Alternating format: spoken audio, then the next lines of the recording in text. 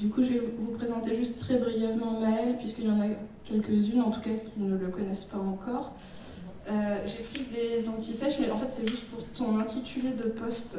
Tu es directeur des bibliothèques et des partenariats à la Cité de la BD à Angoulême. Voilà, donc c'est un poste assez prestigieux, mais un peu un nom à rallonge. Mais Maëlle ne fait pas du tout que ça, puisqu'il est en train actuellement d'écrire une thèse sur la bande dessinée québécoise.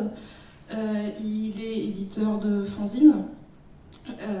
Il écrit aussi des livres. Là, il y a un livre sur Pete Gadget et le communisme qui va sortir prochainement. Le 8 juin. Le 8 juin. Enfin voilà, beaucoup d'activités parallèles et notamment autour de la bande dessinée. Donc je vais vous laisser entre les mains de quelqu'un de tout à fait qualifié et professionnel. Voilà, soyez rassurés. Et sur ce, je m'efface et je vais laisser la parole à Maëlle. Merci. Alors, j'ai utilisé le micro pour l'enregistrement, mais je pense que c'est pas forcément nécessaire pour vous. Voilà, je fais attention à maîtriser la chose. C'est comme ça que c'est bien pour l'enregistrement. Non, parce que comme je garde ça debout là, pendant toute la conférence, du coup, alors ça ne servira pas à grand-chose directement, mais pour vous dire quand même qu'on n'est pas nombreux, donc si vous avez une question pendant une interrogation, voilà, une intervention, que sais-je, vous pouvez, voilà, vous pouvez intervenir, je pense que ça ne sera pas au micro, alors c'est compliqué, voilà, il faut peut-être attendre la fin pour les questions, mais s'il y a vraiment un truc de pas clair, il ne faut pas hésiter à le dire. Oui, vous intervenez en cours de route si vous voulez, il n'y a pas de problème. Et parce que c'était voilà, intitulé, on a un peu discuté avec Lisa, qui ne nous a pas tout raconté, puisqu'en fait Lisa était élève à l'unité où je donnais cours, on s'est vu comme ça, elle est passionnée de fanzine tous les deux et de BD alternative. Donc on s'est dit que ça serait très intéressant, comme on a parlé, de parler de bande dessinée, mais pas juste histoire de la bande dessinée, un axe de la bande dessinée. En même temps, on ne voulait pas que ce soit trop pointu non plus, que ce soit trop pour des spécialistes de la micro-chose. Donc on a arrêté ce terme qui justement est un terme extrêmement à la fois très précis et très vague.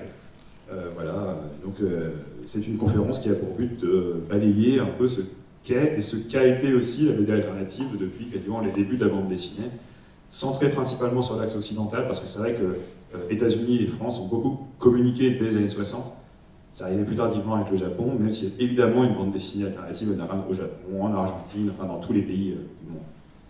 Et alors, avant de commencer à expliquer tout ça, vous verrez, j'ai choisi en image de couverture Julie Doucet, je vous en reparlerai, pour l'information. Julie Doucet, c'est une dessinatrice canadienne de bande dessinée québécoise.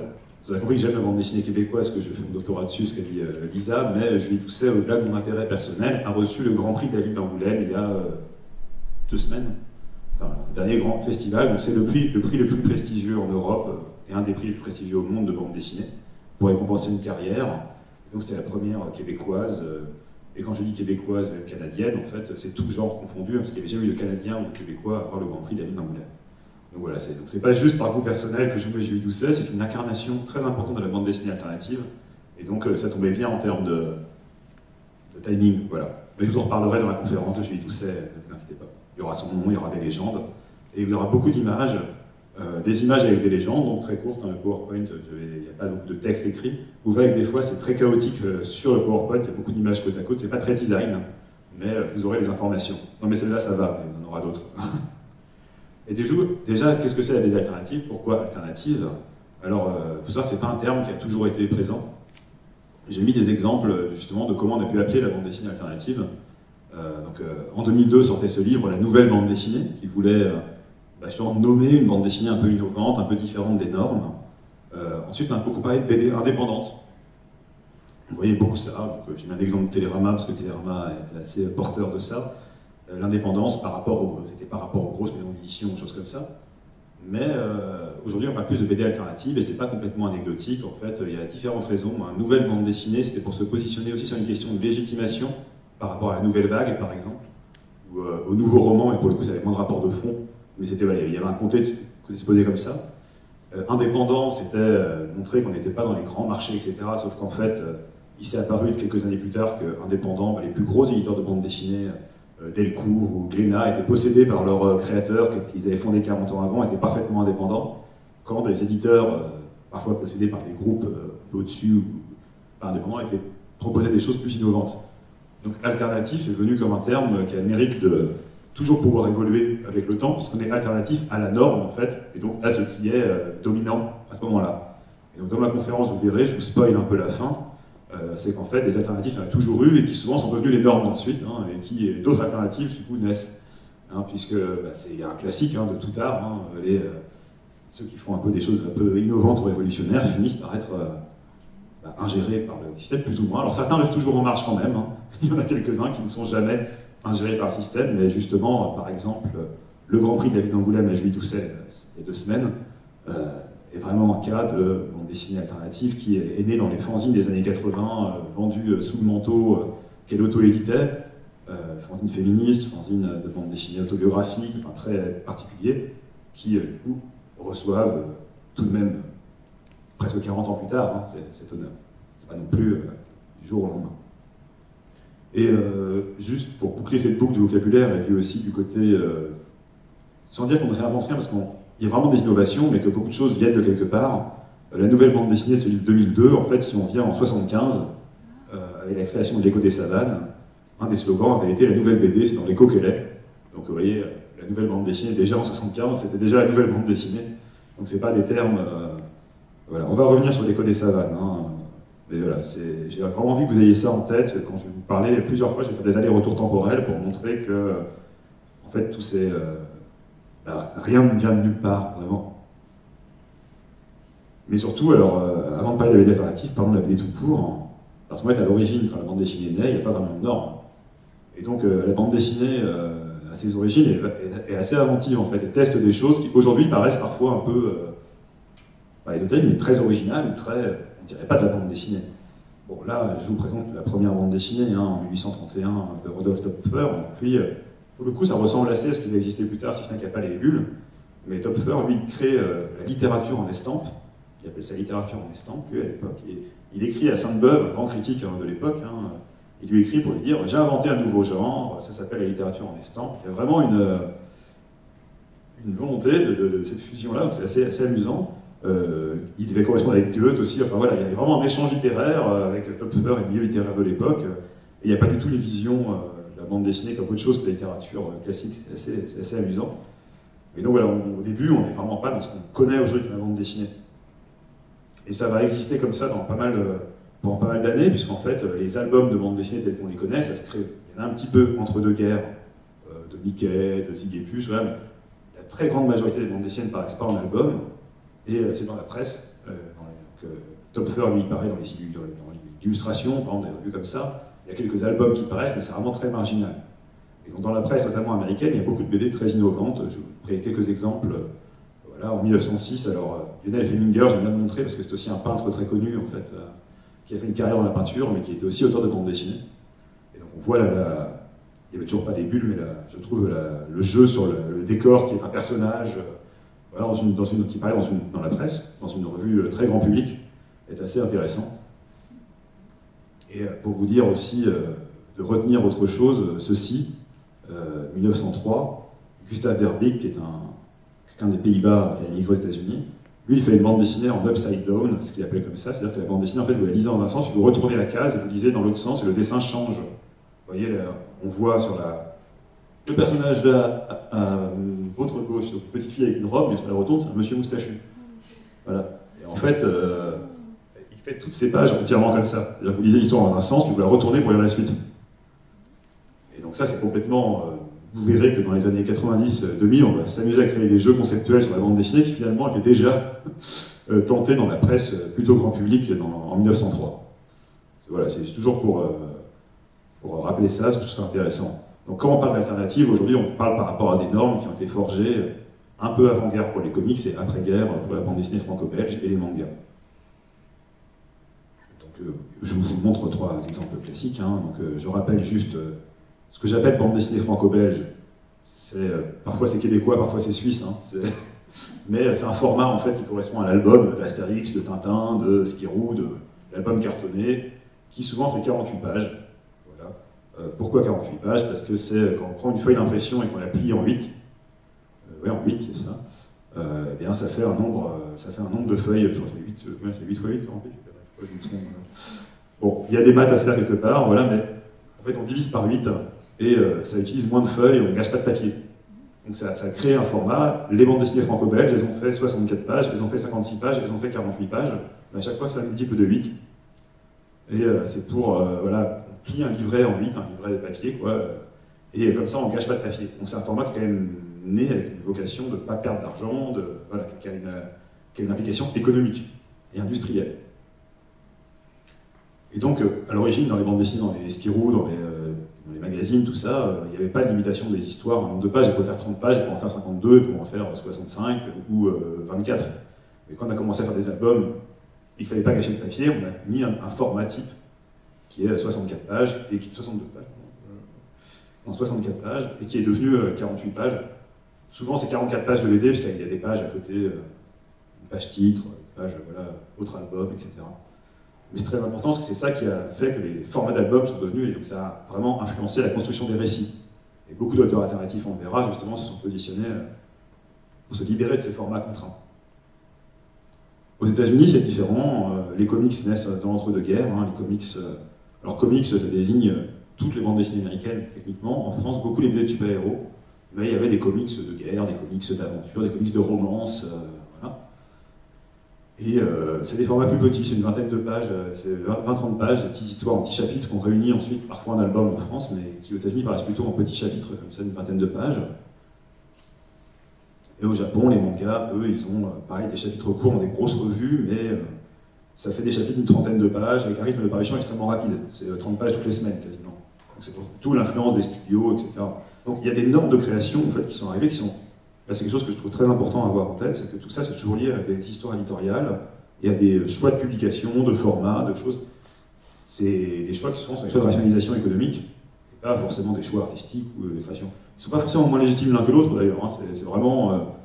selon les pays, ça se fait comme ça, en fonction d'un type de marché, sans doute de machines, des fois même de machines d'imprimerie. Hein. C'est des choses très basiques, très concrètes.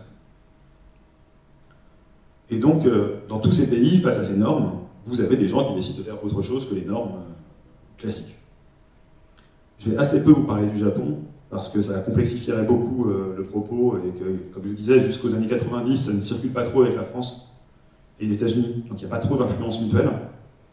Mais évidemment, au Japon, quand Tezuka, qui fait en 52 Astro Boy, que je vous ai mis ici, Astro Boy, c'est un petit robot super-héros, Tezuka, il a un peu redynamisé le manga, donc la BD japonaise, il a imposé des nouveaux codes avec un rythme narratif inspiré du dessin animé, une image qui est très détaillée, en fait très découpée. En fait, le mouvement est beaucoup plus découpé que dans le pâtissier franco-belge, on va jouer sur l'ellipse. Quelqu'un va lever le bras, puis après il aura pu le bras levé, l'autre aura pris une baffe, on aura compris. On va avoir tendance à avoir 2 pages de la baffe qui se décompose, par exemple, chez Tezuka. Voilà, j'exagère un peu le trait, mais c'est un peu ça l'idée. Et donc, ça fait une narration très rapide et en même temps très décomposée. Voilà, c'est ce genre de choses que Tezuka a inspiré. Il a inspiré évidemment un récit très axé sur le mouvement, avec des jeux aussi sur l'agrandissement des expressions qui sont devenus un peu caricaturaux dans le manga, hein, des grands yeux, voilà, qui ne résument évidemment pas le manga, mais c'est des codes qui ont été amenés par Tezuka. Et en fait, dès les années... alors là, les dates sont les dates des publications françaises, donc évidemment... Mais dès les années 60, en fait, 70, des auteurs japonais créent des BD tout à fait différentes. Alors le sens de lecture est des japonais, hein, de gauche à droite. Hein. Là, je vous ai mis un exemple de Tatsumi et de Tsuge, voilà, ces 2 grands auteurs japonais qui vont faire des BD extrêmement réalistes, justement très ancrés dans le quotidien d'après-guerre, la reconstruction du Japon, la misère sociale. Donc l'homme sans talent, c'est un homme qui décide qu'il ne veut plus travailler, qui décide d'aller vendre des cailloux au bord d'une rivière, des cailloux de la rivière. Vous imaginez bien qu'il n'y a pas un gros succès. Voilà, complètement à l'opposé de l'aventure, des exploits, ou de... Voilà, on n'est vraiment pas dans les grands mouvements, les choses comme ça. Non, on est plutôt dans des choses très réalistes, parfois très noires, avec un public pas du tout enfantin. Et ça, c'est une autre des grandes ruptures dans le monde entier des BD alternatives, c'est de quitter le public enfantin, qui n'était pas un public spécifique de la bande dessinée à l'origine. Hein. C'est une chose intéressante, qui s'est construit comme public de la bande dessinée, plutôt dans l'entre-deux-guerres, et même début 20e, et qui à l'origine n'était pas spécialement destiné aux enfants. Donc le Japon, voilà, je n'insiste pas outre mesure dessus, parce que déjà je maîtrise moins, mais surtout c'est vrai que l'influence est venue plus tardivement. On peut tout de même dire que vous reverrez Tatsumi, le premier, là, plusieurs fois, parce que Tatsumi, c'est un de ces rares auteurs japonais, justement, qui va être publié dans différents pays occidentaux dès la fin des années 70. Il va être publié en France, il va être publié en Espagne, il va être publié aux États-Unis, donc voilà. avec toujours un succès d'estime, mais jamais un grand succès commercial. Mais voilà, c'est Tatsumi, maintenant on peut le trouver en bibliothèque, on peut le trouver, il y en a un ici, là, j'ai demandé à Elisa, l'enfer, qui se passe après Hiroshima, et les pertes. Voilà. Après, je ne sais pas si on va faire tout de suite, mais c'est vrai que c'est... Vous pouvez tous les emprunter. L'idée de cette conférence, c'est aussi que ça vous donne envie de prendre des livres et de puis partir avec. Donc, ouais, alors, je vous incite vraiment à découvrir Tatsumi, mais ça, on ne va pas s'y pencher trop aujourd'hui. Donc voilà, qu'est-ce que c'est donc ces BD alternatives? Comment elles se composent dans les endroits où il y a des grands échanges? Eh bien, déjà de manière assez régulière, que ce soit au Japon, aux États-Unis ou en Europe, c'est les auteurs qui décident de prendre une place.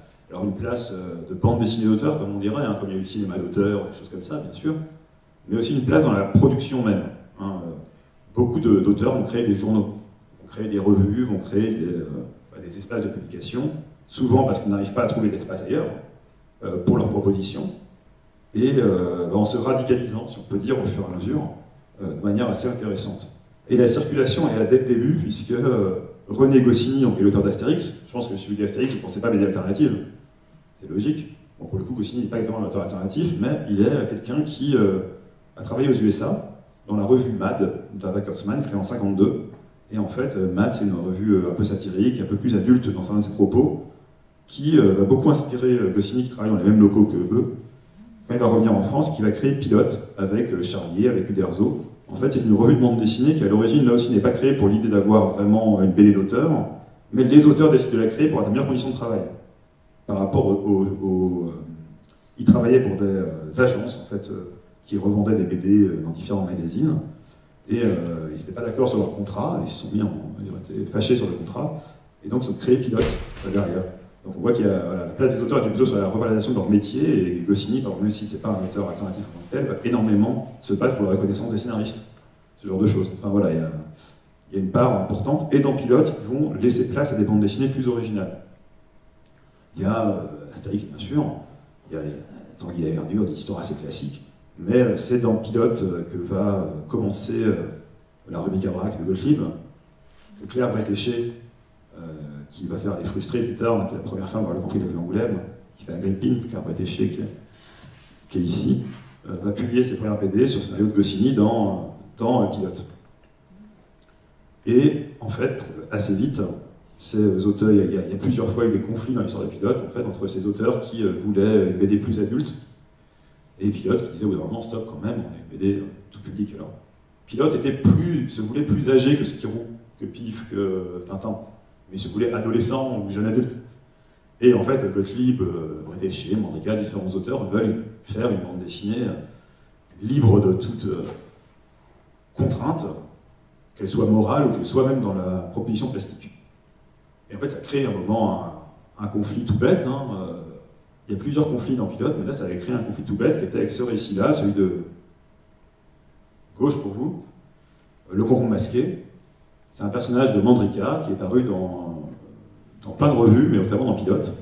Et en fait, il a fait une histoire de 12 pages qui s'appelle Le Jardin Zen. Et Goscinny a refusé parce que c'est 12 pages dans lesquelles le concombre, donc c'est un concombre avec un masque, le concombre plante des cailloux et après il les regarde pousser. Voilà. Littéralement, il construit un jardin zen, il les regarde pousser. Ouais. Et pendant 12 pages, il fait ses travaux, et à la fin, il dit qu'est-ce que tu fais? Je regarde pousser les cailloux. Voilà. Goscinny lui a dit c'est pas possible. 12 pages de ça dans Pilote, je vais te les payer, jamais personne ne va les prendre. Je vais recevoir des lettres de courrier, des courriers lecteurs, personne ne va acheter le magazine, on va couler. Quoi. Et c'est pour ça qu'il décide de lancer avec Gottlieb et Bretéché, donc Bretéché, et Gottlieb, Ragnagnar, Alovli, Galuron, voilà, ils décident de lancer la revue L'Écho des Savanes en 72. C'est une scission en quelque sorte de Pilote, que eux n'y vivaient pas comme ça, parce qu'ils le voyaient comme une proposition différente, mais en fait Goscinny va prendre ça comme une provocation et on ne va plus vouloir travailler avec eux. C'est un truc qui va être vu comme une blessure. Et dans Pilote, pour le coup, il y a, donc dans L'Écho des Savanes, vraiment, pour le coup, il y a des BD un peu oniriques comme celle de Mandrika, complètement décalées, inspirées par le taoïsme, voilà, bon, les petits délires mystiques de Mandrika.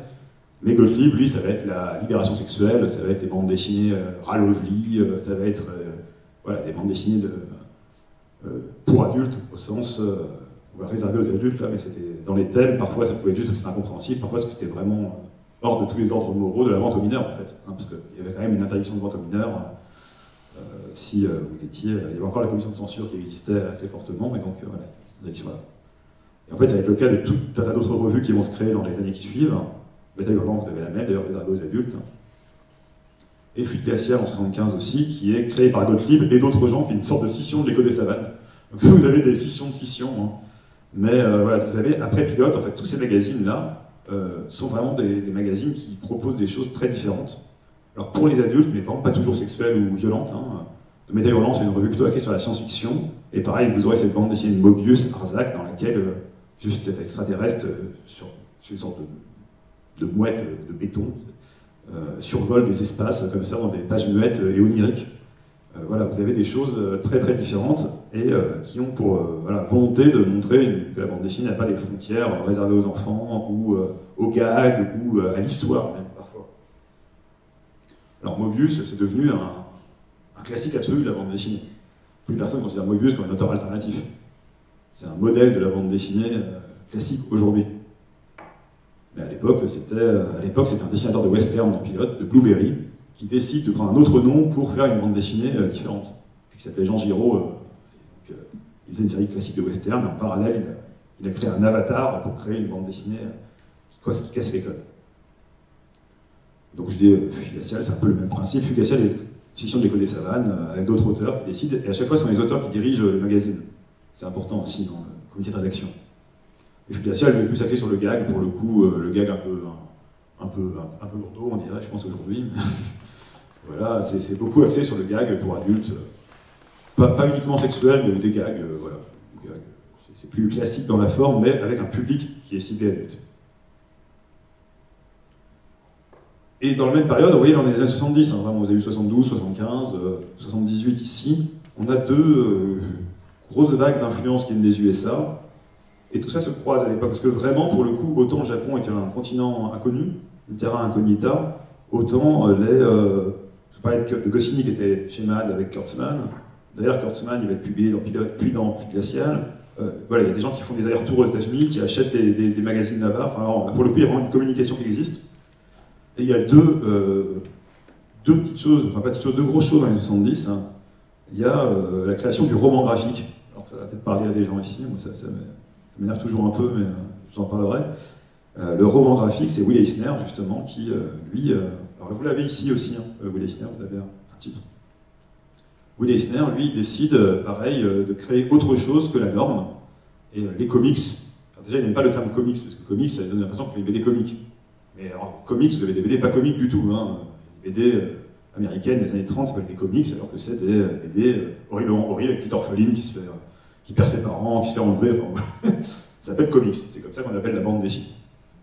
Donc lui, ça ne lui convient pas, il crée le graphic novel, le roman graphique, hein, littéralement, en disant voilà, moi je fais pas du comics, je fais du roman graphique, ma bande dessinée, justement, elle n'a pas les formats de 20 pages, 25 pages, etc. Elle a pris le temps qu'elle avait besoin, le temps dont elle avait besoin pour s'étendre. Donc voilà, si c'était 35 pages, 72 ou 120, c'est pareil. Elle a un thème, c'était important pour lui, il fallait que le thème soit aussi un thème qui ne soit pas, entre guillemets, voilà, vulgaire, c'est un thème fort, littéraire. Il y avait une volonté littéraire dans la création du roman graphique, on lui mettait derrière lui, alors avec peut-être un complexe d'infériorité, mais bon, il y avait une volonté d'avoir une amplitude littéraire du thème. Et donc le pacte avec Dieu, c'est quand même un combat, c'est un homme juif qui vit sa vie comme il faut, selon les préceptes juifs, et en fait, tout va mal dans sa vie. Je ne sais plus si sa fille meurt ou si vraiment c'est l'horreur. Rien ne va. Et donc il finit par, sur cette page-là qui est assez connue, à dire à Dieu, on avait fait un pacte, mais en fait, si tu ne tiens pas ton serment, je vais rompre le pacte avec Dieu. Donc c'est vraiment quelque chose sur les crises de la foi, de la judaïté, un gros sujet. Le découpage aussi, on voit qu'il n'y a pas des cases classiques. Voilà, il voulait faire un découpage plus éclaté, une narration plus originale. Et donc en fait, aujourd'hui, quand on parle de roman graphique, on parle surtout de gros livres de 200 pages, avec un format plus petit. Enfin voilà. Il y a plus cette notion d'ambition narrative, ou de découpage, ou de sujet. Enfin, voilà. C'est pour dire que le terme a un peu évolué en dehors de ça. Il y avait un succès marketing qui a largement dépassé son origine. Mais en tout cas, le fait de poser comme ça une ambition littéraire, et de sortir du format, c'était important. Ça a eu un gros impact. Quelques années plus tard, en France, vous allez avoir la revue À Suivre, par exemple, qui va publier ici même de Tardy ou Hugo Pratt, avec Corto Maltese, et le nom de la collection, ce sera les romans à suivre. Hein, ils considèrent que c'est des bandes dessinées, non, c'est des romans. Voilà. On ne dit pas roman graphique à l'époque, mais ils disent déjà, et on sent cette volonté de reprendre des codes littéraires légitimement aussi, hein, c'était pour se distinguer du public jeunesse, encore une fois. Mais il y avait vraiment chez Will Eisner une proposition forte, d'autant que Will Eisner était un auteur de comics de super-héros, etc. Hein, donc il avait fait un choix de, en parallèle, faire autre chose. Et ça s'est un peu oublié, et c'est vrai qu'aujourd'hui j'ai tendance à... Là, en tant que bibliothécaire aussi, à pas trop aimer le terme roman graphique qui veut tout et rien dire. Dès qu'on a un machin un peu gros, on le met en roman graphique. Et bon, souvent c'est une manière de dire, moi j'ai pas de la BD, j'ai du roman graphique, donc moi ça m'énerve un peu. Voilà. Mais ça, bon. Il reste que ça existait, que c'était quand même une réalité historique sérieuse et argumentée. De l'autre côté, alors là encore une fois, j'ai mis 2004, mais c'est édition française, pour retrouver, c'est pas la date de publication. Hein. Dans les années 70, vous avez aussi tout le courant de l'underground américain, sur la vague de la contre-culture, hein, contre-culture musicale, contre-culture voilà, des mœurs, contre-culture politique. C'est après la guerre du Vietnam, c'est voilà, Crumb, c'est l'auteur qui va faire la Zap Comics, encore un magazine édité par des auteurs, avec tout un tas d'autres auteurs qui se diront underground. Donc underground, c'est ça le terme, cette autre révolution. Underground, ça veut dire souterrain, hein, donc voilà, il se posait en marginalité. Pas si souterrain que ça en réalité, parce que pendant que Crumb va faire la couverture d'une pochette de Janis Joplin, qui va faire le tour du monde. Mais voilà, on est enseignant contre-culturel. Là, on va parler aussi sans problème de la libération sexuelle, de la politique de la guerre, de la drogue aussi beaucoup. Hein. Je vous ai mis à droite les Freaks Brothers, Shelton. Shelton et Crumb, c'est un peu les deux figures de la BD alternative américaine. Bon, Freaks Brothers, c'est que des histoires de drogue. Hein. C'est vraiment 200 pages d'histoires de drogue et de fuite de la police pour de la marijuana. C'est un peu daté aujourd'hui quand on les relit. Mais à l'époque, c'était marqué vraiment. Ça a beaucoup marqué Fukuyama quand Rico et Savane. Et donc là, encore une fois, on voit qu'il n'y a pas une... Là, on peut voir une unité graphique entre eux, mais avec Will Eisner, il n'y en a pas. Et ce point de la BD alternative, finalement, c'est vraiment, aux USA qu'on pense, c'est d'abord une question de sortir par rapport à quelque chose. En fait, tout ce qui ne ressemble pas à la norme générale rentre dans ces catégories-là. Après, là, c'est vrai que eux, comme Eisner, ont une vraie influence. Hein, ils infusent vraiment sur les auteurs américains. Et pour le coup, Crumb, bien qu'étant devenu un classique publié chez Taschen, ce qu'on veut, reste un modèle de la BD alternative. Aujourd'hui, quand on fait l'histoire de la bande dessinée, on va dire lui, il est alternatif, alors on va pas dire que lui, c'est alternatif. Ce qui est assez marrant parce que finalement, je pense qu'ils se vendent tous les deux autant des galeries. Voilà. C'est les aléas des mémoires qu'on a après des choses quand on écrit des histoires. Hein. Alors ça, c'est juste une anecdote pour dire, là, on va rentrer très loin, mais que justement l'influence de Crumb en France, typiquement de l'underground, en tout cas en France, Matt Conture, c'est un grand auteur français, très underground, très torturé pour le coup. Alors le dessin underground, il est souvent très chargé.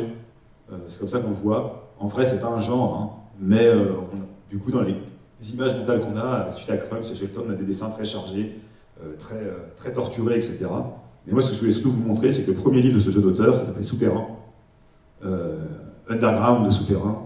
Voilà, c'est une tradition littérale, en fait. Donc c'est quand même intéressant de voir ces choses-là. Et là, c'était vraiment juste pour faire ce lien sémiotique. Au sein des BD alternatives, justement, qui ont eu moins de succès, peut-être que Crumb et autres, il y a une revue, mais on parle moins, justement. C'est assez marrant, les histoires hein, de la bande dessinée, les histoires ont toujours des œillères, un peu. Et alors, Charlie Mensuel, typiquement, c'est cette revue, là, c'est une revue vraiment majeure de BD alternative, plus que les autres, finalement, je pense, parce qu'elle a offert une proposition de publication à l'intérieur beaucoup plus vaste. Elle publiait aussi bien des styles américains anciens que des BD européennes très contemporaines, des BD américaines contemporaines, des BD italiennes, argentines, BD malgaches même, parce qu'ils avaient écrit des BD malgaches 70, parce qu'il y a eu le Saut BD qui a remis la BD malgache à jour en France en décembre. En fait, il y avait 2 BD malgaches publiées en France dans l'histoire, c'était dans Charlie Mensuel. Et Charlie Mensuel, c'est une revue qui a inspiré une revue italienne, hein, qui est dirigée par Del Foglietto puis Wolinski ensuite. Et en fait, il publie énormément de bandes dessinées, des bandes dessinées d'humour, des strips en ancien, musées américains, mais aussi des BD très audacieuses, et qui, aujourd'hui encore, paraissent complètement audacieuses.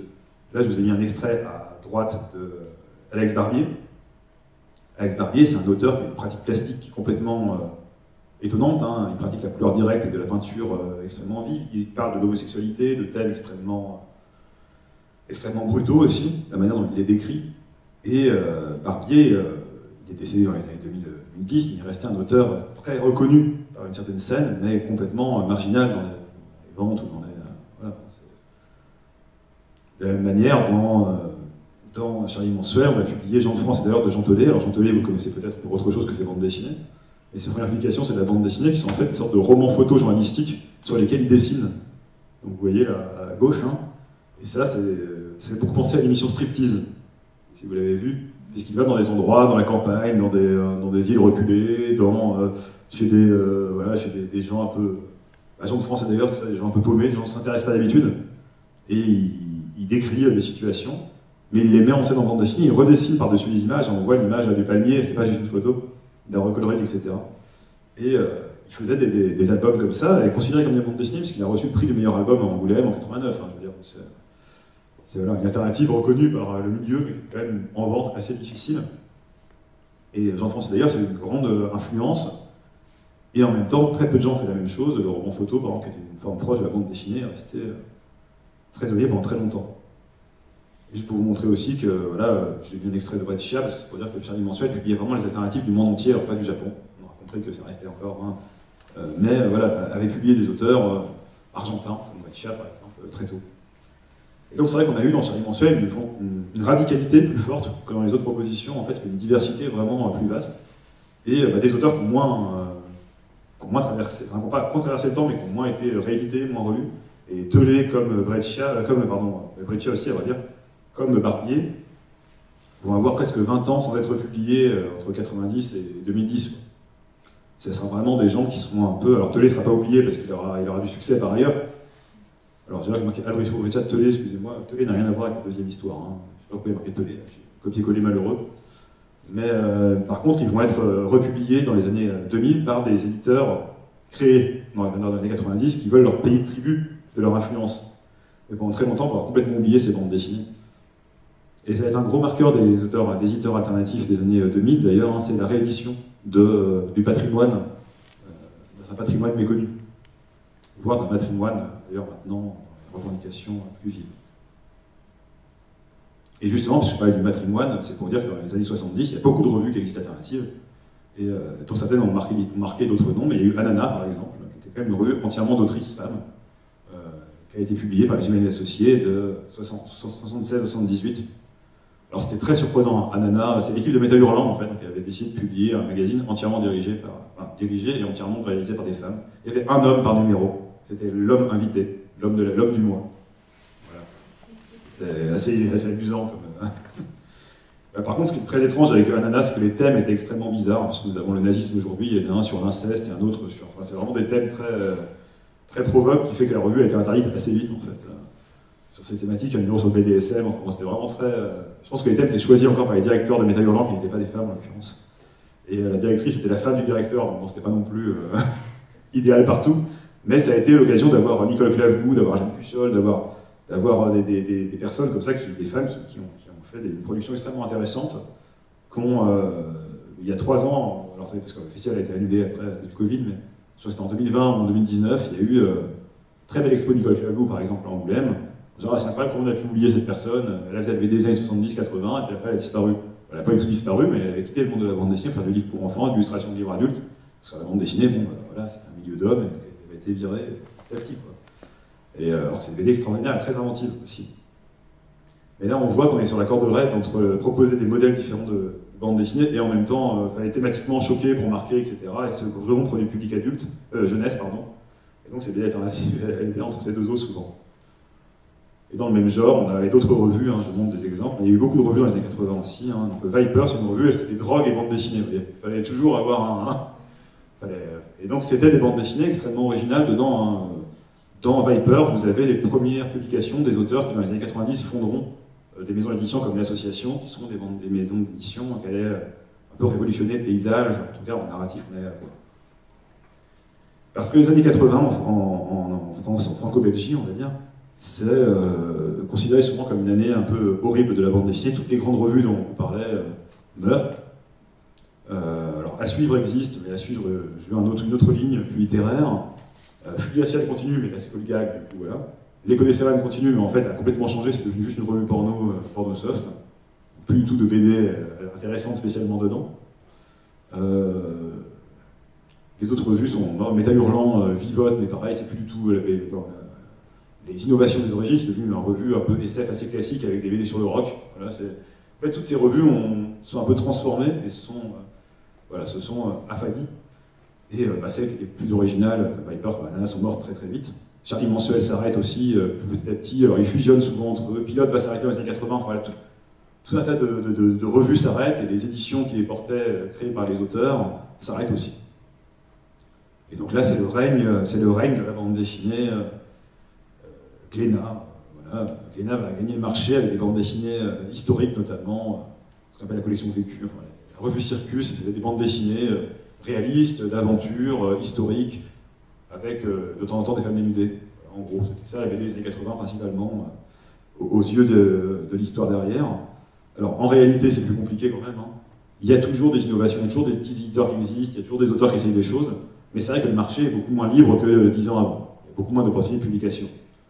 Parce que les revues meurent, comme je disais, et les revues, à mine de rien, c'est un revenu quand vous publiez dans la revue. Alors que vous faites juste un album, sans être publié en revue avant, vous n'êtes pas payé pour faire les pages avant, vous êtes payé pour l'album, vous avez des droits éventuellement, mais il faut faire l'album avant, ça prend du temps. Quand vous êtes en revue, vous pouvez publier des pages, publier des essais, tenter des choses, apprendre aussi et progresser, ce qui est beaucoup moins le cas dans les années 80, parce qu'il y a beaucoup moins de supports de publication. Il y a quelques éditeurs comme Futuropolis, que j'ai mis ici, voilà, qui publient quand même des albums encore dans les années 80. Ils meurent à la fin des années 80. Et Artefact, qui publie, eux, les Freaks Brothers et Shelton dont je parlais, ils publient le mangaka dont je vous ai parlé aussi, c'est pour ça que j'ai mis, parce que je trouvais ça intéressant. Sous la forme d'un album franco-belge de 48 pages, d'ailleurs, c'est assez bizarre. Et ils publient même l'anagramme d'hollandais. Enfin, voilà, il y a des éditeurs qui essayent comme ça de publier des choses, mais c'est pas Artefact en 86, ils mettent la clé sous la porte, ils ont fait que four sur four, donc ça ne suffit pas. Et les Futuropolis, ils ont bien fait 15 ans d'édition, ils existent encore au début des années 90, mais ils se font racheter par Gallimard et voilà. La principale production de Futuropolis à la fin, ça reste des romans en lien avec Gallimard où ils illustrent des auteurs du catalogue. En fait. C'est des très très beaux livres, mais on est très loin de l'innovation qu'il y avait pu avoir au début des années 80 et à la fin des années 70 chez ces éditeurs-là. Donc évidemment, il y a toujours des fanzines, donc c'est des magazines amateurs, il y a toujours des gens qui font des choses, mais c'est extrêmement marginal. Et on est sur un marché qui n'a rien à voir avec aujourd'hui. Hein. Dans les années 80, vous publiez moins de 300 albums par an de bande dessinée. En tout, aujourd'hui, on est à plus de 5000. Voilà, alors ça ne veut pas dire que les gens gagnent plus d'argent, mais il y a quand même un lectorat qui est beaucoup plus grand et un marché qui est quand même largement ouvert. Vous savez que les années 80, c'est un peu la victoire de la norme. Hein. C'est la victoire définitive, non, mais qui paraît définitive de la norme. Quand on lit les textes de littérature de l'époque, la littérature sur la bande dessinée de l'époque, c'est vraiment ça, c'est une sorte de désespoir des alternatifs, d'essayer de faire autre chose. Et donc, on pourrait croire que c'est fichu, mais heureusement, alors attendez, heureusement arrive dans les années quand même, arrive dans les 90, un renouveau. Voilà. Après 10 ans, un renouveau. Donc voilà, ce qui est amusant, c'est qu'on dit renouveau. Vous avez vu que renouveau, c'est. Quand j'étais jeune, il y avait Mano qui chantait L'avenir est dans le passé. Voilà, c'est un peu ça. Quoi. On voit des cycles qui se refont.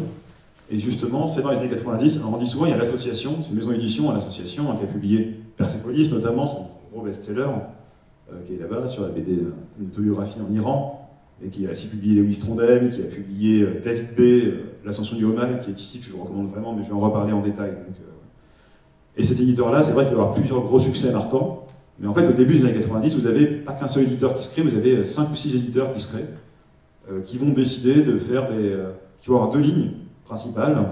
La première, c'est qu'il n'y a pas à correspondre à un genre ou des gags ou des machins. On fait la bande dessinée que l'auteur veut faire. Et la deuxième ligne, du coup, qui est un peu liée, c'est que du coup, le format est celui qu'on veut. Voilà, s'il faut faire 20 pages ou 400, on les fait. Alors très souvent, ça va être des livres un peu plus épais, on fait de plus de 100 pages. Voilà. C'est souvent du noir et blanc. Alors là, pour le coup, c'est principalement des raisons économiques. Hein.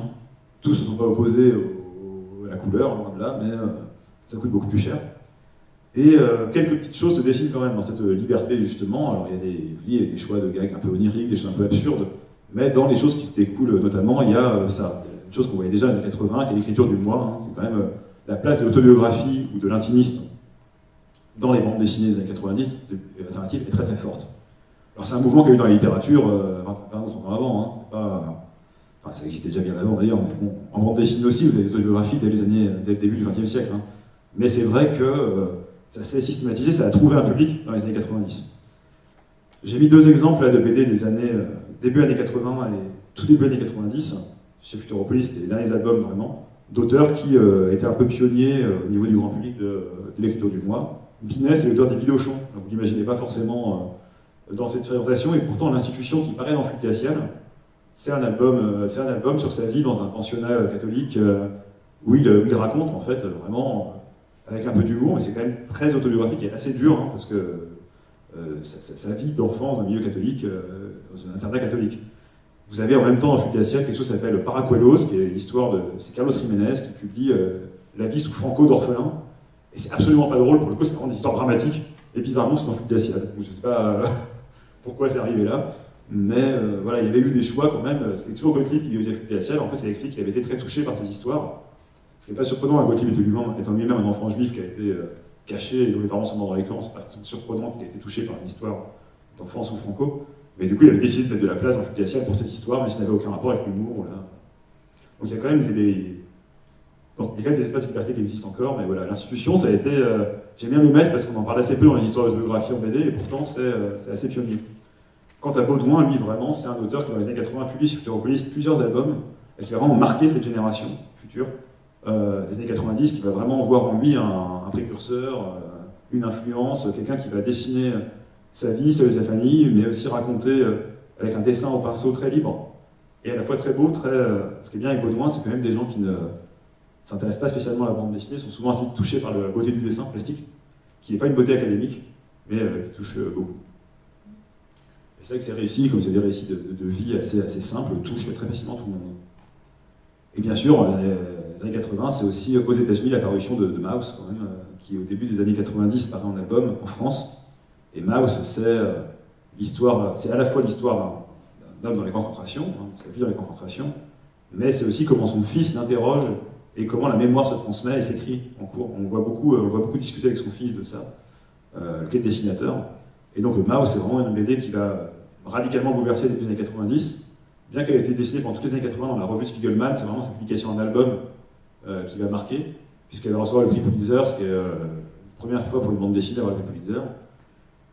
Et d'ailleurs, assez ironiquement, en France, elle va être publiée par Flammarion, qui n'est pas un éditeur de bande dessinée. Et longtemps, on dira justement que c'est un peu l'exception qui confirme la règle de la bande dessinée. Il y a des choses qui sont... On entend souvent quand on parle d'ailleurs, quand on écoute la radio, quand on écoute des interviews quand une bande dessinée est vraiment marquante et sort, on entend les gens dire c'est plus qu'une bande dessinée, c'est un livre. C'est toujours un peu énervant. Et donc Maus a vraiment, c'est quand même aussi une chose sur l'écriture du moi qui est importante, même si le moi en l'occurrence c'est son père, il parle aussi de lui à travers la mémoire de la déportation, de la Shoah, etc. C'est vraiment un livre qui va apporter énormément en termes de questionnement. On le voit là en fait, hein, j'ai pris cette page-là parce qu'on voit justement tout d'un coup le dessinateur qui interroge son père au milieu de la page. Enfin, voilà, Maus pour le coup c'est vrai que c'est une BD, c'est un peu tarte à la crème parce que c'est la BD, mais en même temps il faut en fait, ça mérite ce statut. Et donc voilà, au début des années 90, vous avez des tas d'auteurs qui créent des maisons d'édition, qui lancent des livres, et tous ces auteurs ne sortent pas de nulle part, encore une fois. Et ils ont très souvent cette écriture du moi qui est ancrée, alors qu'ils prennent des formes différentes. Hein. Vous avez trois exemples différents ici. Vous avez David B, David B qui fait L'Ascension du haut mal. L'Ascension du haut mal, pour le coup, c'est une BD totalement autobiographique sur son frère et l'épilepsie, en l'occurrence, qui souffre. C'est une BD très dure, mais absolument sublime, qui a beaucoup influencé graphiquement, par ailleurs, Marjane Strapi, ensuite, qui a fait Persepolis. David B, c'est vraiment il y a vraiment une hérédité qui se fait de manière assez évidente. Mais ce que je voulais montrer avec cet album Le Cheval Blême, ce qui est intéressant, c'est qu'il ne raconte pas sa vie dans cet album-là, il de son frère, il raconte ses rêves. Il décide de raconter ses rêves en BD. Ça avait été très peu fait. Et autant en littérature, pareil, c'était une chose assez courante, en bande dessinée, ça ne se faisait pas. Alors, quel intérêt d'aller lire un récit de rêve de quelqu'un de 100 pages complètement décousu? Eh bien, oui, mais c'est le premier livre que publie l'association, c'est ça. C'est un récit de rêve en bande dessinée. C'est quand même aussi un acte un peu manifeste. Hein. Et l'association, donc c'est le nom de la maison d'édition, l'association, c'est un collectif de 8 auteurs qui se réunissent pour créer une maison d'édition. Ego Comics, ici, Ego comme X, vous voyez, c'est écrit là, va publier uniquement de la BD autobiographique jusqu'aux années 90, et c'est un collectif d'auteurs d'Angoulême. En fait, toutes ces maisons d'édition des années 90 sont toutes créées par des auteurs. On a eu tendance à dire que c'était un peu la nouveauté. Moi, je vous ai montré que dans les années 70, en fait, il y avait déjà eu une vague d'auteurs, éditeurs. Hein, mais c'est vrai que là, ça va être revendiqué, puis les auteurs vont être très présents dans leur catalogue. Enfin, oui, il y aura une vraie volonté d'être vus comme des maisons d'édition d'auteurs. Ça ne veut pas dire que tous les auteurs sont éditeurs, hein, puisque par exemple Julie Doucet, dont je l'ai déjà parlé en image, qui est ici, Julie Doucet, elle, qui va faire des BD autobiographiques, mais aussi raconter ses rêves, et aussi de l'autofiction, et aussi utiliser des fois des choses qui sont pas du tout, voilà, qui a tout mélangé en fait. Hein. Elle raconte des choses qui ont plus ou moins des rapports. Elle s'imagine en homme, elle s'imagine, elle rêve. Une des images qui marquera des générations qu'on voit beaucoup sortir avec son prix, c'est notamment une sur les menstruations, enfin, une BD marquante sur le sujet, qui encore aujourd'hui surprend tout le monde. Donc voilà. Et elle est publiée par l'association aussi, donc c'est International Alternative. Ego Comics, je vous en parlais parce que je trouvais ça intéressant de voir que graphiquement, c'est pas forcément des choses qui vont réinventer tout non plus. Hein. Fabrice No, ici, va raconter sa vie avec un dessin ultra académique, justement, ultra réaliste. Et c'en est encore plus surprenant parce que c'est extrêmement perturbant en fait, hein, parce qu'il n'y a pas de distance.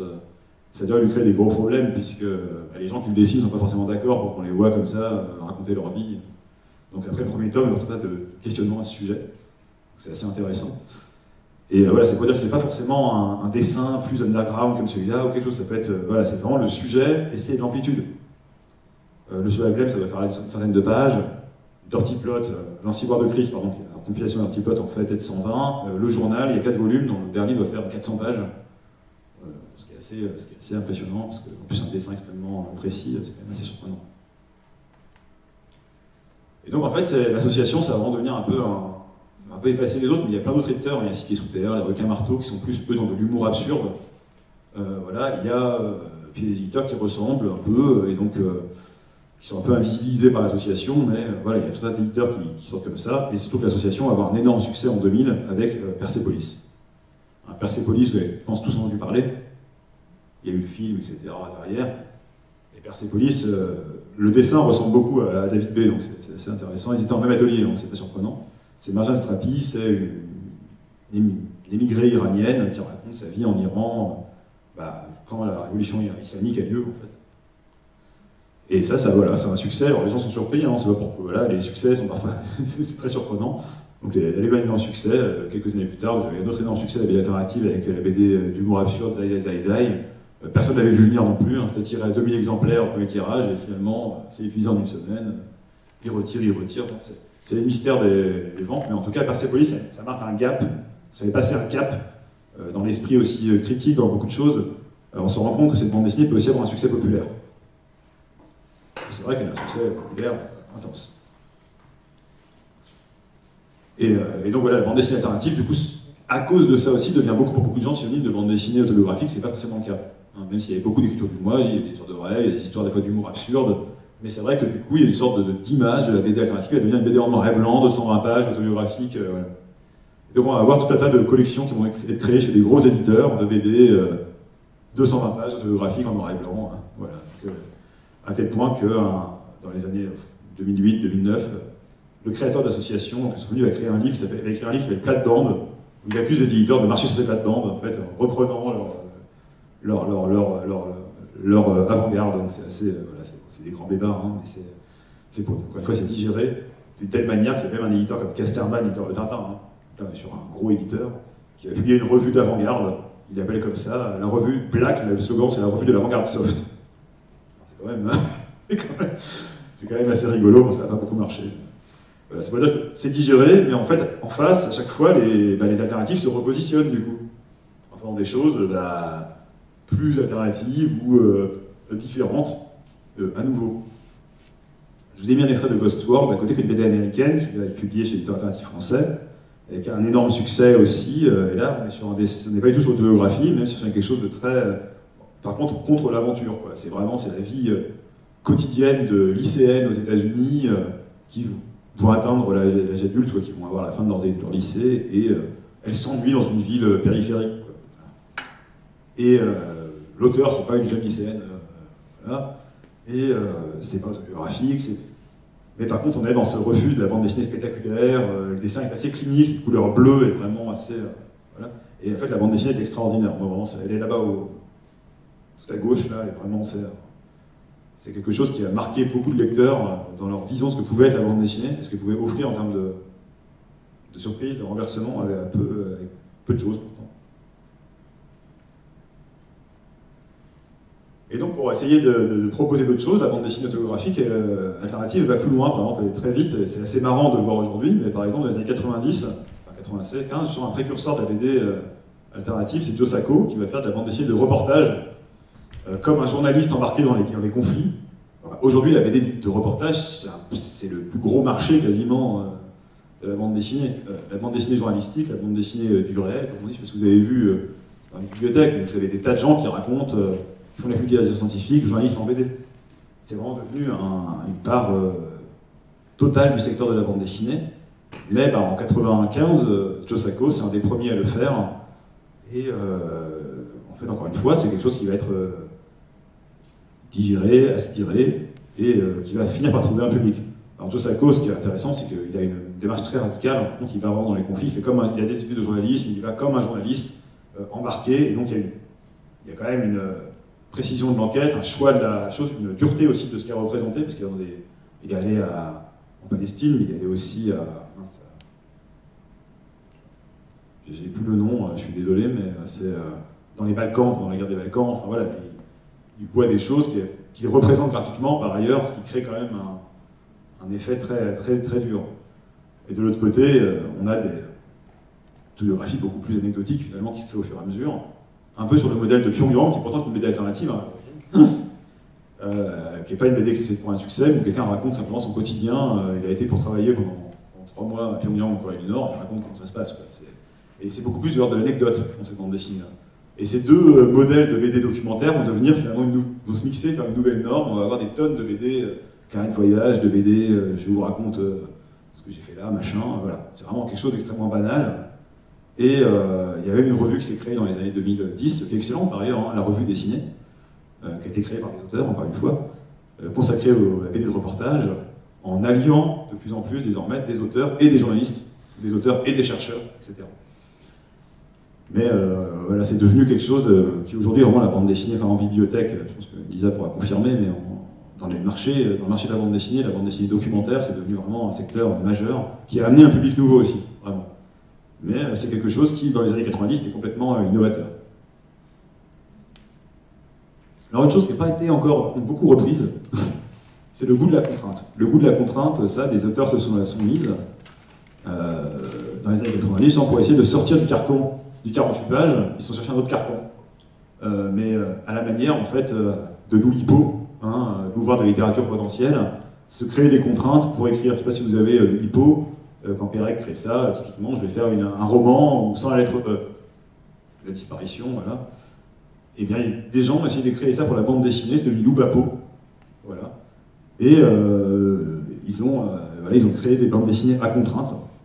Donc il y a des bandes dessinées comme Le Cercle Vicieux, c'est un palindrome, c'est les 15 premières pages, sont 15 pages, quoi, et après il a remis les 15 mêmes pages, mais à l'envers, et ça continue l'histoire. Il y a cette BD-là, Le Dormeur de Trondheim, c'est 100 strips de 3 pages, de 3 cases, avec la même case systématiquement. Il faut que ça marche quand même. Il y a des contraintes diverses. Donc, une des contraintes révolutionnaires des années 2000, c'est d'avoir fait une BD qu'on renverse et qu'on relit. Je ne sais pas si ça vous rappelle la BD 1903, mais c'est pour vous dire que finalement, il y a des choses qui se redécouvrent. Alors les contraintes, ça peut être des contraintes comme ça, d'ordre vraiment de jeu, donc qui créent des choses vraiment stimulantes, qui parfois créent juste de l'exercice pour l'exercice, comme c'est pas toujours passionnant à lire, qui des fois sont très drôles. Le Dormeur, ça c'est très bien, par exemple. Mais Trondheim, Lewis Trondheim, c'est un auteur qui va aussi faire un de ses premiers livres à l'association en 92, c'est Lapino et les carottes de Patagonie. Sa contrainte, c'est qu'il voulait faire un livre de 500 pages pour apprendre à dessiner. Donc là, vous avez la première page et la dernière page. Alors, je vous rassure, ça ne vous spoil pas tout, parce qu'en fait, l'histoire n'est pas terminée. Il a fait sa 500 pages, et puis voilà, après il a arrêté, il a publié le livre. Et Lapino est devenu ensuite une série, il y a quelques tonnes de Lapino là, qui ont été posées, une série d'albums de 48 pages cartonnées couleurs, d'ailleurs, c'est assez marrant, chez Dargaud, chez un gros éditeur. Mais voilà, il y a eu cet album de Lapino de 500 pages qui a été publié, qui était inachevé, et donc se dire, un éditeur a publié un livre inachevé, dont le dessin change quasiment, quand même radicalement entre la première et la dernière page. Le dessin est beaucoup plus fin, les décors sont nettement plus travaillés, enfin voilà, ça a quand même largement changé. Et puis à côté de ça, il y a quand même des offres qui ne sont pas récupérées, qui sont quand même plus radicales. Encore une fois, ça ne veut pas dire que c'est mieux ou que c'est moins bien, c'est juste que c'est pas encore digéré, récupéré accessible à tous. Je vous ai mis quelques exemples, ça peut être une radicalité graphique. Alors ici, je vous ai mis un extrait de Utopia Porcina de Marthe Spattori, qui est un super auteur qui a fait toute une série autour des cochons, un monde de cochons comme ça. Et donc cette bande dessinée, c'est une bande dessinée où vous avez quasiment que des images pleine page, mais qui sont des sortes de dépliants touristiques pour ce monde des cochons, dans lequel, voilà, là c'est des autopsies d'humains pour apprendre à faire l'université de médecine, d'autres c'est vraiment que des pages comme ça d'un monde fictif, sorte où les cochons ont pris le pouvoir. Voilà. Et à droite, vous avez une page de Henriette Valium, qui est un homme, en l'occurrence, c'est un auteur québécois, mais qui est mort récemment. Il faut vous montrer la surcharge graphique jusqu'où ça peut aller. C'est des BD difficilement lisibles, tellement elles sont... et Henriette Valium, clairement, je doute qu'il soit un jour mainstream. C'est à la fois... Henriette Valium, honnêtement, on a mal à le lire. Moi, je trouvais ça passionnant de le lire, mais c'est pas toujours ça. Vous lisez pas un album d'Henriette Valium, je vais me reposer ce soir, je vais lire 100 pages comme ça. C'est pas possible. Et dans la radicalité, vous avez aussi des radicalités qui sont des radicalités plastiques, en fait plus proches de l'art contemporain, du dialogue avec... et ça, c'était notamment des éditeurs des années 90 comme Frémoc, qui sont aussi des collectifs d'auteurs, Frémon et Amok qui fusionnent. Eux se sont un peu spécialisés là-dedans, sous l'influence de Barbier, dont je vous parlais, de sa peinture, là. Eux ont publié des bandes dessinées qui sont quand même souvent d'abord des expériences plastiques, parfois un peu trop, ça des fois il n'y a plus tellement autre chose qu'une promenade ou quelque chose, mais eux, ils vont vraiment faire des connexions avec l'art contemporain, essayer la peinture, et finalement, même la sculpture d'ailleurs, dernièrement, ils ont beaucoup travaillé sur l'art outsider, avec des peintres d'art brut, des peintres dans des asiles, etc., pour créer des mondes avec eux. Et donc, eux, ils sont dans une radicalité de conceptualisation de la chose qui n'est pas encore aujourd'hui quelque chose qui se diffuse. Même si, quand même, le dessin s'est beaucoup libéré en bande dessinée, et qu'on peut trouver dans des librairies, dans des rayonnages, des choses qui se vendent bien, qui trouvent du succès, des choses avec un dessin plus libre qu'un dessin très classique, à la Tintin ou à l'Astérix. Mais c'est vrai que là, on est quand même sur des gens qui sont allés... on voit beaucoup de BD muettes en plus, donc contrairement à ce qu'on pourrait croire, la BD muette n'est pas plus simple à lire, au contraire, quand on n'a pas l'habitude, ça peut être très perturbant. Un autre exemple que j'aime beaucoup, juste une BD plus récente, par exemple une BD sur broderie de Aurélie William-Luveau, Isabelle Pralon, voilà, pour vous dire que c'est des choses qui existent, qui sortent encore, aujourd'hui, innovent dans la forme et dans les approches plastiques. La bande dessinée, elle peut être brodée, voilà, plus que dessinée. Et ça rend quand même très joliment, je trouve, plastiquement. Et donc il y a bien une histoire, c'est bien une bande dessinée, finalement, assez classique dans le reste de la forme.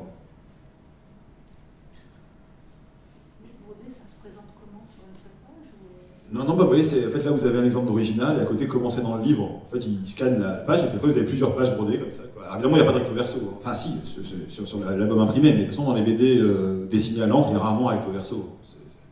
Donc, c'est brodé sur des pages, comme ça, et puis, vous voyez, après, il faut le scanner, il faut bien... Voilà, c'est un peu plus embêtant à numériser qu'une planche de BD sur papier, mais ça va faire des plis.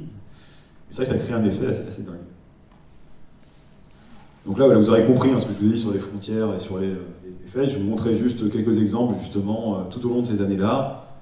Vous avez parlé des romans à suivre. En 90, 95, il y a Dargaud crée une collection romans BD. Alors à l'époque, c'est pas encore roman graphique, vous voyez, mais on tourne beaucoup autour de ça pour essayer de légitimer encore une fois. Je vous montre un album, par exemple, 48 pages, carton des couleurs, de Blush, un auteur alternatif dans les années 2002, parce que là, les éditeurs, dans les années 2000, ont commencé à créer des collections pour ces auteurs nés dans chez les éditeurs alternatifs. On leur offrant des contrats de meilleure qualité aussi, enfin meilleure qualité, mieux payés tout simplement. Et là, en reprenant des gens qui ont un succès d'estime dans la presse critique pour essayer d'avoir, parfois de renouveler leur maison d'édition aussi. C'est l'exemple de Vitesse Moderne chez Art Libre par exemple. Et là, bon, la revue dessinée qui s'est créée en 2013, cette revue de reportage, par exemple d'enquête, qui 20 ans après la bande dessinée de Joe Sacco, va vraiment populariser enfin, c'était déjà populaire, parce que pour qui lance la revue, c'était déjà à la mode depuis quelques années, va vraiment contribuer à cette constitution très forte de bande dessinée. Voilà, et c'est compliqué parce que qu'est-ce qui est alternatif, qu'est-ce qui n'est pas alternatif, voilà, hein. Il y a des BD chez Roman BD qui n'ont pas trouvé leur public du tout, est-ce qu'ils sont alternatifs, est-ce qu'ils ne sont pas vendus, enfin, vous voyez, c'est compliqué. Paris-Londres de Johannes Farr, un nom très connu, hein. Paris-Londres de Johannes Farr, c'était chez Dargaud, ça ne s'est pas vendu, elle a été rééditée chez l'association, Est-ce que c'est alternatif parce que c'est un petit éditeur, mais qui est maintenant un gros éditeur finalement? Hein, l'association, c'est devenu un éditeur important de la bande dessinée. Voilà, c'est toujours très, très complexe comment on le positionne. Je pense que ce qui compte, c'est pas la proposition artistique là-dedans, évidemment, comment elle se positionne par rapport aux choses qu'il y a en face. Et pour vous dire que les frontières sont vraiment floues, justement, l'association, il y a quelques années, quand Lapino, donc, dont je vous parlais, hein, Lapino et les carottes de Patagonie, là, Trondheim a fait ensuite des Lapino chez Dargaud, donc un très gros éditeur, un des plus gros éditeurs franco-belges. Et depuis quelques années, 2017, je crois, on publie des nouvelles aventures chez l'association, dans une collection qu'ils ont appelée 48CC, 48 cartons des couleurs. C'est une collection de 48 pages cartons des couleurs, finalement, comme une sorte de blague sur la norme de la BD roman graphique maintenant. Ils ont essayé de créer chez l'éditeur alternatif des collections en format franco-belge classique. Ouais, c'est plus une boutade, hein, mais ça veut dire quand même que alternatif c'est quoi? Ça devient compliqué à savoir quand on le fait comme ça. Alors il reste quand même des choses hein, qu'on ne trouve que chez les alternatifs. Notamment le jeu, on parlait du bout de la contrainte. La contrainte, ça peut être une contrainte, on va se mettre une seule case, on va, je sais pas, inverser la BD, mais ça peut être aussi, voilà, se mettre un format improbable. Là, vous avez un livre qui s'appelle Les Lignes Noires. Les Lignes Noires, c'est un livre, en fait, on peut ouvrir encore le livre, vous avez 3 volets comme ça qui se lisent, on peut lire en parallèle la même histoire à 3 points de vue. Voilà, c'est un livre façonné d'une manière assez étonnante. L'éditeur, Polystyrène, c'est un éditeur qui est spécialisé dans les livres qui sont comme ça, qui sont des livres à déplier, à manipuler, à feuilleter. Vous ne pouvez pas en fait avoir ce livre en PDF, quoi. Vous pouvez le lire sur votre écran, il faut vraiment avoir l'objet papier, le manipuler pour qu'il ait du sens. Comics 2000, c'est pareil, c'est l'association qui a publié ça. Comics 2000, c'est pour l'an 2000, c'est 2000 pages de BD muettes. 400 auteurs du monde entier, format dictionnaire, format Robert. Vous voyez. Ça, les éditeurs alternatifs peuvent faire tout pareil. Parce que bon, ils l'ont vendu parce que c'est un objet un peu. Voilà, mais ça coûtait. C'était quand même des frais de fabrication un peu élevés. Et là, je vous ai mis un livre récent, c'est assez à la mode ça en ce moment, mais pas à la mode chez les grands éditeurs, mais les Loborello, c'est des livres comme ça qui se déplient, vous voyez, comme une sorte de grand dessin en fait, hein, comme les rouleaux ou des petites pailleux si on veut. Et en fait, ça c'est une bande dessinée des 4 détours de Song Jiang, de Guillaume Trouillard et Alex Chauvel, qui est sortie l'an dernier, façonnée à la main par les éditeurs pour essayer de casser le prix de vente. Ils m'ont expliqué que même avec ça, en fait, quand ils en vendent en librairie, ils perdent de l'argent. Parce que ça coûtait les frais. Je crois que les fabrications coûtent 17 € l'exemplaire. Donc ils le vendent 25, je crois. Donc c'est bon, autant dire que c'est vraiment pour le plaisir que le livre existe. Mais en tout cas, c'est un très très beau récit qui joue avec les codes de la peinture orientale, mais qui du coup on a épousé aussi la forme du rouleau, etc., enfin du ruban. Et voilà, ça c'est des choses qui sont où le format a un vrai sens sur l'histoire. Et d'ailleurs, certains ont tenté des jeux bande dessinée. Hein. Là, je parlais de Loubapo, l'association a publié le Scroobable. C'était un Scrabble avec des cases de BD. Donc vous devez faire un strip quand vous posez un mot, en fait. Donc, voilà, c'est une manière de raconter des BD. Toutes les cases doivent pouvoir fonctionner plus ou moins ensemble. Pas toutes, parce qu'il faut trouver des bons gags, mais toutes peuvent plus ou moins s'aligner. Et vous avez à côté Pyramide, c'est pareil, c'est un jeu où la bande dessinée est à constituer en posant comme des dominos, en fait, l'histoire.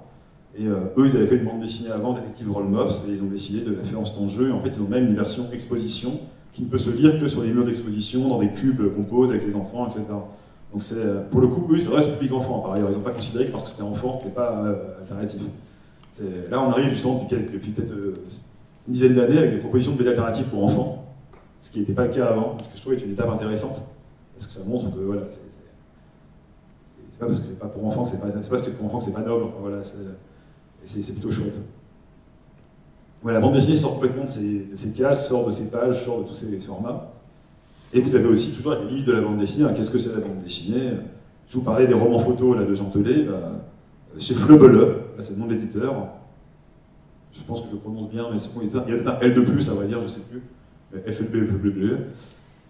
Ils se sont spécialisés au fur et à mesure, ils publient des bandes dessinées de tout genre, mais ils se sont spécialisés en romans photos. Et vraiment pour inclure le roman photo, alors là l'image est retouchée, les couleurs machin, mais inclure le roman photo dans la bande dessinée. Ils ont publié un ouvrage gratuit qu'on peut trouver sur leur site qui s'appelle Debout le roman photo, et ils ont déclaré que 2022 serait l'année du roman photo. Alors là, bon, je ne sais pas si vraiment on les a suivis pour l'instant, mais c'est leur. En fait, il y a eu 2020-21 année de la BD, ils ont voulu faire 2022 année du roman photo pour. On verra si ça. Mais en tout cas, je trouve ça intéressant qu'ils positionnent ça, et en effet, on a cette offre de roman photo qui commence à exister aussi un peu plus. Une offre très ancienne, hein, c'était des offres pas du tout alternatives, parce que c'était les romans photos dans Salut les copains, dans les années 70, c'était les starlettes de télé et de chansons de pop qui faisaient des romans photos sentimentaux, hein, mais voilà, c'est pareil, ça revient c'est réaspiré. Et à côté, un exemple, par exemple, de Petit trait de Alex Baladi, qui est de la volonté d'avoir une bande dessinée avec des formes abstraites. Et vous avez tout un livre de bande dessinée abstraite. D'ailleurs, je ne sais pas si on a Internet, parce que j'avais mis un lien, je ne suis pas sûr d'avoir Internet.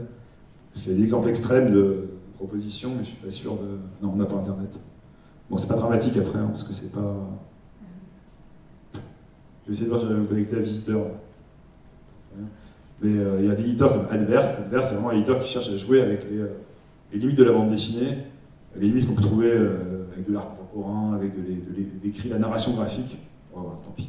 Et il y a un livre qui s'appelle De tout bois, qui est un livre monstrueux, en fait, avec plus de 50 auteurs qui font tous des propositions. La bande dessinée, on se demande si c'est vraiment de la bande dessinée ou pas, mais des gens qui jouent avec ces frontières-là. Et c'est vraiment intéressant. Après, évidemment, voilà, dans l'alternative de l'alternatif, puisqu'il y a un syndicat d'éditeurs alternatifs, et même au sein d'eux, il est assez marginal. Mais De tout bois, par exemple, c'était un livre très très beau, façonné main, encore une fois, etc. Et des fois, vous avez un peu les deux, hein, donc là, on arrive sur la fin, mais je vous présente l'avant-dernier Grand Prix d'Avignon Angoulême, Chris Ware. Enfin, Chris Ware, je pense. Chris Ware, qui a eu le Grand Prix d'Avignon Angoulême l'année dernière, qui n'avait pas pu le recevoir. Donc, cette année, il y avait une grande expo, etc. Et qui a fait plusieurs ouvrages magnifique. C'est un dessin extrêmement clinique, hein. C'est un peu comme Clove, c'est pas le même dessin, mais c'est un dessin qui se veut très froid d'approche. C'est assez intense. Et il a fait des histoires, petit format classique, etc. Mais il a fait un de ses derniers livres, c'était Building Stories, donc en réforme d'accent, des histoires d'immeubles, de construction. Et en fait, c'est une sorte de boîte que vous ouvriez, donc la boîte, tout à gauche, là, et dedans vous aviez une sorte de plateau histoire à dérouler, des petites histoires des livres, il y a des formats de livres tous extrêmement différents, ça va du poster au magazine classique, en passant par le plateau de jeu presque, et voilà. Et la forme a un sens sur l'histoire quand même, et donc on joue vraiment avec les limites du média, comment il raconte ces choses, mais aussi avec la limite formelle. Donc l'histoire elle va très très loin, hein, et vous imaginez bien que ça c'est pas un ouvrage qui est donné, parce que la fabrication est folle, mais il y a des ouvrages de Chris Ware plus accessibles. Et puis en plus, c'est vrai qu'en bibliothèque, l'historien, on a un peu de mal à l'avoir parce qu'il est insupportable. Vous pouvez pas le couvrir, vous pouvez pas le. Enfin, quand vous prêtez Building Stories, vous mettez un antivol sur chaque truc, c'est l'enfer. Donc c'est vrai que c'est rarement celui qu'on trouve en bibliothèque. Sinon, j'ai tendance à vous dire, c'est pas grave, s'ils sont chers, vous empruntez à la bibliothèque, mais là. Et donc pour finir, le dernier Grand Prix dont je vous ai parlé en ouverture, je vous ai parlé au milieu, Julie Doucet. Hein, et Julie Doucet, justement, elle incarne un peu ça. Julie Doucet, c'est intéressant parce que quand elle a eu son Grand Prix, il y a eu pas vraiment une polémique, hein, il y a eu une micro-polémique, parce que enfin, personne ne la connaît, et puis elle a arrêté la BD il y a 20 ans. Julie Doucet, c'est vrai qu'elle avait arrêté la bande dessinée, en disant que c'était un milieu d'hommes et qu'on avait marre et qu'il voulait faire autre chose, mais elle a arrêté la bande dessinée au début des années 2000. C'est pas exactement vrai, parce qu'en fait, elle a fait ensuite ce livre-là, qui est ce dispo-là, qui s'appelle Le Journal, qui est un journal quotidien, alors qui est à la limite de la bande dessinée, hein, c'est plutôt un journal intime, hein, mais journal illustré, on va dire, et qui était à la frontière. Et en fait, elle a fait beaucoup de collages, ou du roman photo. Est-ce que c'est pas de la bande dessinée finalement? Elle a fait de la poésie collée, voilà, elle a fait des estampes, du dessin. Et lorsqu'elle a reçu son prix, justement, le festival, il a dit alors, ça fait quoi d'avoir arrêté la BD il y a 20 ans? Moi, j'ai jamais vraiment arrêté, en fait. On m'a plus mis dans la case bande dessinée. Moi, j'ai un peu radicalement changé de pratique. Je dessine plus des cases et des choses, mais... Donc, normalement, vous devriez bientôt avoir à Argenteuil ce livre, hein, qui est l'anthologie de 400 pages qui est sorti l'année dernière, de Julie Doucet, Maxi Plot, et qui... et sans doute la raison pour laquelle elle a eu ce prix, c'est que cette anthologie est parue, donc beaucoup de gens se sont rappelé qu'elle n'avait jamais eu ce prix, que c'était peut-être pas normal. Mais justement, on nous a annoncé lors du salon qu'elle sortait l'année prochaine un Locorello, justement. Donc c'est un extrait ici, donc elle a dit c'est pas vraiment une bande dessinée, mais un peu, parce que il y a des bulles épicées, longues fresques, voilà. Donc il y a une narration graphique, donc elle revient à la narration graphique dessinée quand même. Voilà, donc ça c'est un extrait du Locorello qui sort, qui s'appelle Time J-Zone, qui sort normalement l'an prochain. Donc vous voyez, voilà, on est vraiment sur quelqu'un qui jouait avec les frontières dès le début. Et donc finalement, je trouve que cette récompense, bon, c'est une de mes idoles, donc je ne vais pas tarder trop, mais cette récompense est particulièrement méritée aussi pour Julie Doucet, parce qu'elle non seulement elle a influencé les gens, mais elle n'a jamais cessé de s'interroger sur ces frontières. Et finalement, si on a dit qu'elle avait arrêté la bande dessinée, peut-être qu'on avait un peu limité la bande dessinée aussi dans nos esprits à des formes trop précises. Voilà pour moi.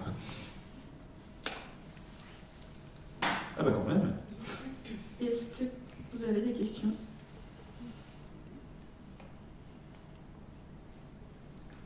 Bon, Je vous invite vraiment à feuilleter les livres. Voilà, même je crois que c'était beaucoup trop complet pour qu'il y ait des questions. En fait. J'espère que c'était pas trop assommant. C'était très intéressant. Je sais que ça secouait beaucoup entre différentes références. Alors moi, le PowerPoint, je l'ai transmis à Lisa. Je n'ai pas de problème si vous voulez avoir le document avec la référence. Demandez à Lisa ou transmettre. Oui, je peux vous l'envoyer par mail. Il n'y a pas de problème. Je noterai vos contacts si vous voulez. Et puis je rappelle que tous les livres là sont empruntables. Donc si vous voulez les prendre, prenez-les avec vous, allez à la bibliothèque et on vous les mettra sur votre carte une fois là-bas. Et merci pour votre attention et merci beaucoup à Maëlle d'être venue d'Angoulême.